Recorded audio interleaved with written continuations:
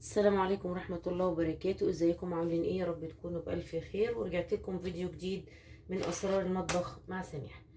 طبعا انا اتأخرت عليكم في الفيديوهات لان انا كنت نزلت اجازة مصر وكانت حصلت معايا شوية ظروف وكده، فالحمد لله وان شاء الله نرجع ونعمل فيديوهات حلوة زي الاول. طبعا انتوا النهاردة بتقولوا ايه ده، مفيش حاجات للاكل ولا كده، كلها منظفات يعني.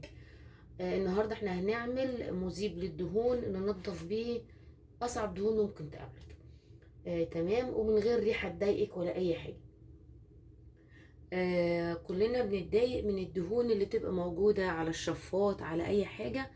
النهارده هنعمل مذيب للدهون ونتكلم واحنا بنشتغل.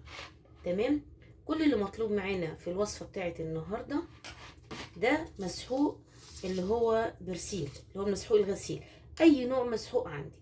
تمام، انا كل اللي هاخد الكميه دي، يعني نص معلقه، مش محتاجه اكتر من كده. تمام،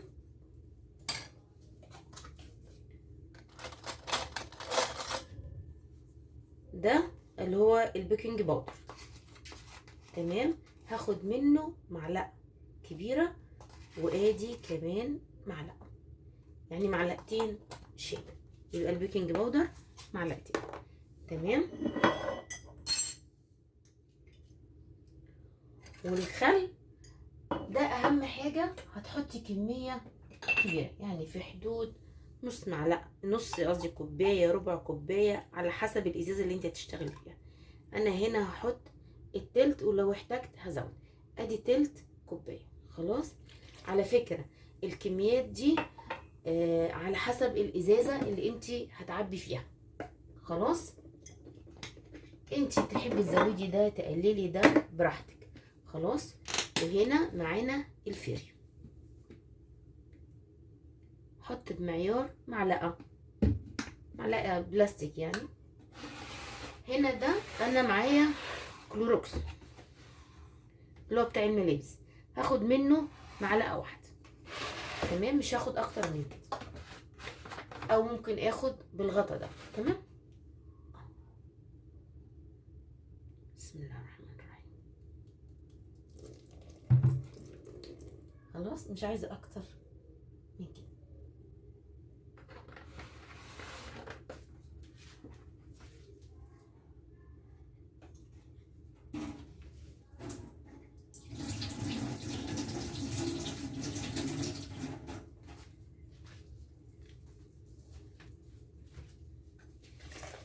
هقلب ده كله كده مع بعضه. شايفين الفوران؟ الفوران ده هو اللي هينضف الدهون بتاعتنا. تمام، وهزود حبة مية الأول صغيرين، وبعدين أرجع أزود لحد لما الإزازة دي تتملى.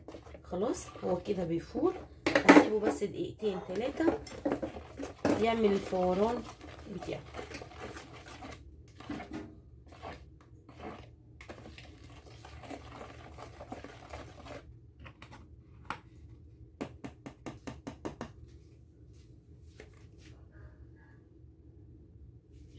دلوقتي انا هروح عند الحوض، هعبي دول في دي، في الازازه يعني. تمام، وارجع لكم.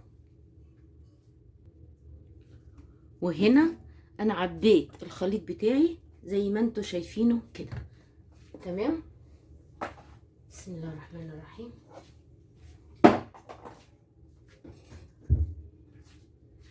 شايفين طبعا الدهون عامله ازاي. يعني انا اصلا الشفاط في الشقه اللي انا مأجراها هنا في السعوديه الشفاط بتاعها عالي جدا، فبصعوبه مش كل شويه اقدر اطلع انزله وايه واعمله، فده بقاله يعني فتره طويله. بصوا هنبدا ان ايه نرش. تمام. بسم الله الرحمن الرحيم. خليني ايه اوسع لنفسي.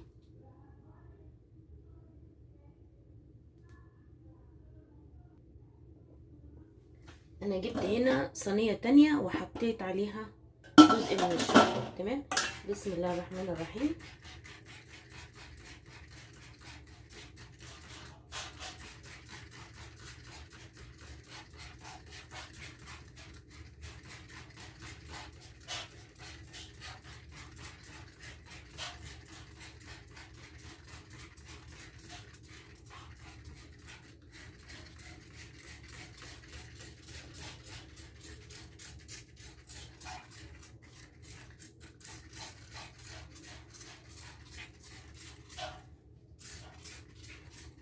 تمام.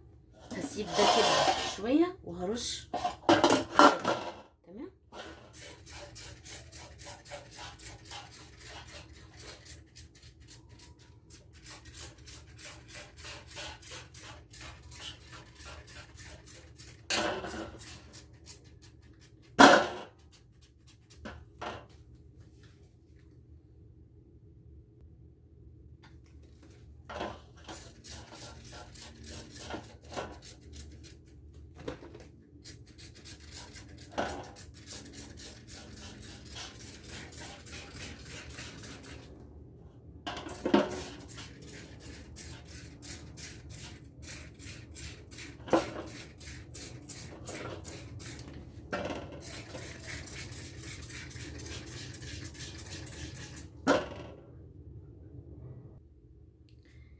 هنا بقى هبدأ انضف.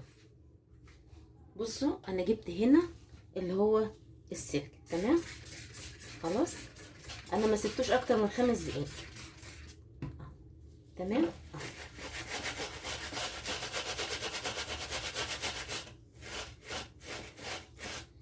يعني لو انا عملته بفرشة السنان هينضف. تمام.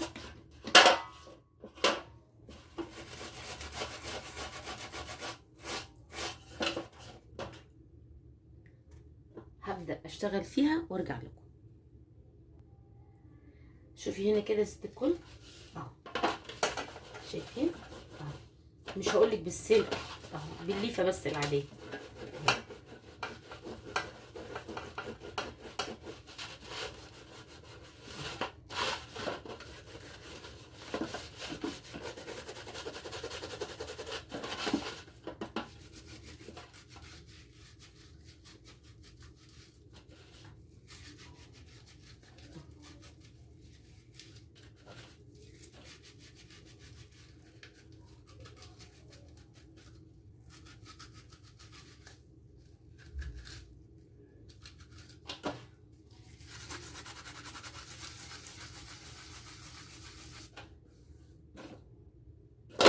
تمام اهو. احط شويه بس هنا عشان احط فيهم الليفه اهو. تمام اهي.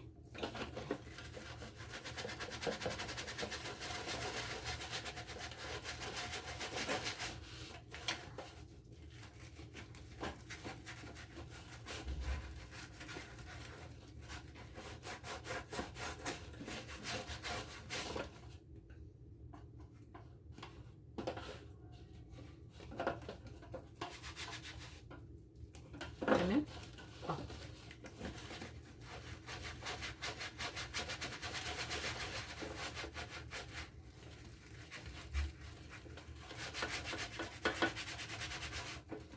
لو انا بقى سخنت حبه ميه هيكون الموضوع اسرع من كده بكتير. ايه رايكم اسخن حبه ميه صغيرين وارجع لكم؟ دول هنا حبه ميه دافين اهو.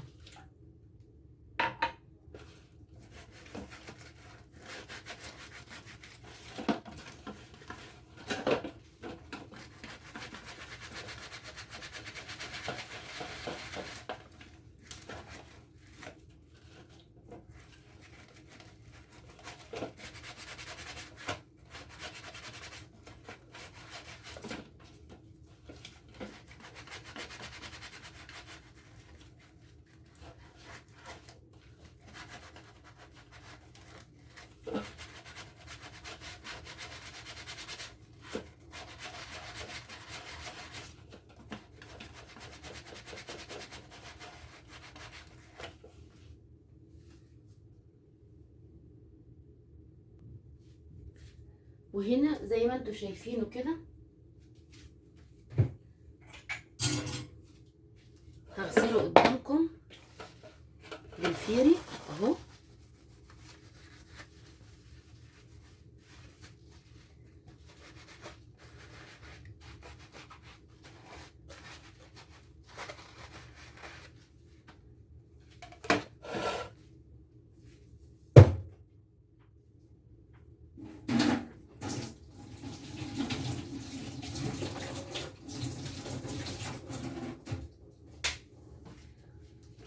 وزي ما انتوا شايفينه كده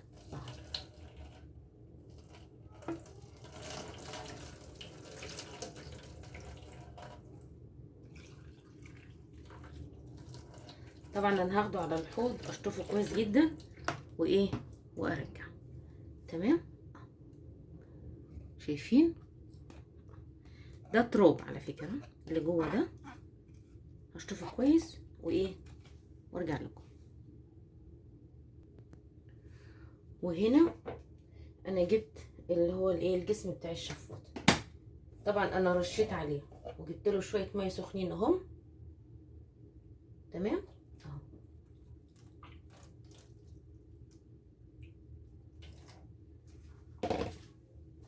وهبدا اشتغل. بسم الله الرحمن الرحيم اهو. شايفين ايه رايكم؟ اهو بحركه اهي، مش ضغطه ولا حاجه، بصوبع اهو، صوبع اهو، صوبع اهو، صوبع. يعني لو جبت منديل اهو وضغطت عليه بصبعي مش هدعك اهو، هيطلع. فطبعا ايه بالليفه او بالسلكه او بايا كان اللي هتشتغلي بيه، اظن مش هيبقى عندك دهون اصعب من دي يعني، ده انا سايباه. بصي اهو، شايفه اهو بالصوبع اهو. تمام اهو، شايفين صوبع اهو.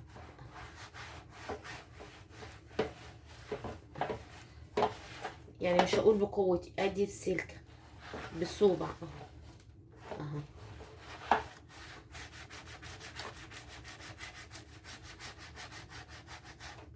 ايه رايكم؟ اهو بالصوبع اهو. طبعا الليفه دي تترمى على طول يعني. ايه رايكم؟ اهو اجيب الجهه التانيه اهو.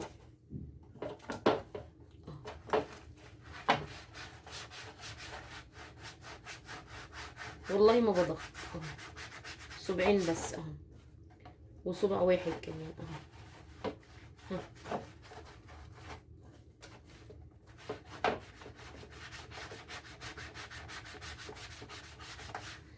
اكمله بقى بالطريقه دي وارجع لكم. تمام. خلاص احنا خلصنا التنظيف وغسلته وشطفته وزي ما انتوا شايفين نضفته اهي. انتوا طبعا شايفين شكله قبل وبعد اهو. تمام. وادي الشفاط اهو زي ما انتوا شايفينه كده. الخليط اللي احنا عملناه ده تقدري تنضفي بيه.